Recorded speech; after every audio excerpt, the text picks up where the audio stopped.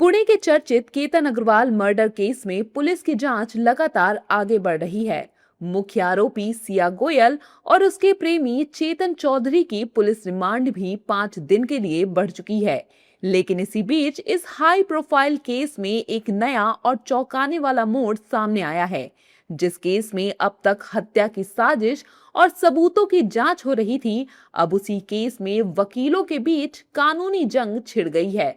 अब सवाल हत्या की जांच से हटकर इस बात पर आ गया है कि आखिर सिया गोयल का असली वकील कौन है। दरअसल एडवोकेट आशुतोष श्रीवास्तव ने सिया के भाई साहिल गोयल को 10 करोड़ रुपए का मानहानि नोटिस भेजा है।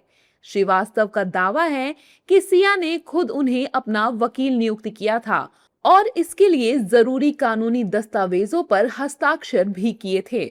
जी बिल्कुल, लीगल नोटिस जो है वो एक किसी भी पर्सन, इंडिविजुअल सिटीज़न का अपना राइट है। अगर लगता है कि उसके रेपुटेशन को गलत तरीके से डैमेज किया गया है, उसके बारे में गलत अफ़वाहें फैलाई गई हैं, उसके बारे में झूठ बोला गया है, उसके रेपुटेशन को ख़राब करने की कोशिश की गई है, चाहे वो उनके खुद की मर्ज़ी से हो या किसी के गलत मिसगाइड करने पे हो, चाहे जो भी वजह हो, तो मुझे लगता है कि ये बिल्कुल क्लियर कट जो है डिफामेशन का मामला है और इसीलिए हमने डिफामेशन का उनको नोटिस भेजा है। दूसरी तरफ सिया के परिवार का दावा बिल्कुल अलग है।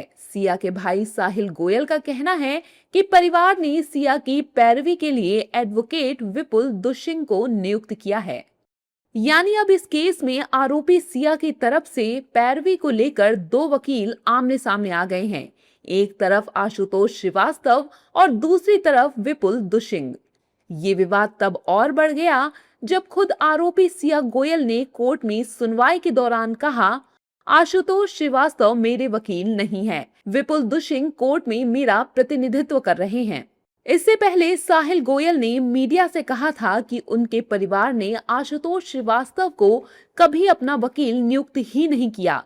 इसी बयान को अपनी प्रतिष्ठा को नुकसान पहुंचाने वाला बताते हुए एडवोकेट आशुतोष श्रीवास्तव ने साहिल को 10 पन्नों का कानूनी नोटिस भेज दिया। चलिए अब आपको बताते हैं आशुतोष श्रीवास्तव ने नोटिस में क्या-क्या मांगे रखी हैं।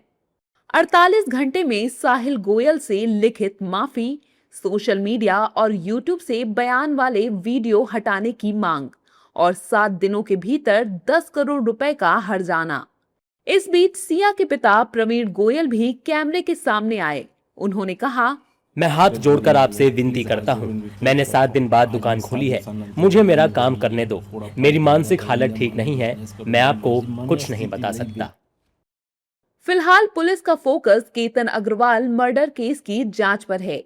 एक तरफ हत्या की गुत्थी सुलझाने की कोशिश जारी है, तो दूसरी तरफ ये विवाद भी बढ़ता जा रहा है कि आखिर सिया गोयल का अधिकृत वकील कौन है। अब देखना होगा कि 10 करोड़ के इस मानहानि नोटिस पर साहिल गोयल क्या जवाब देते हैं।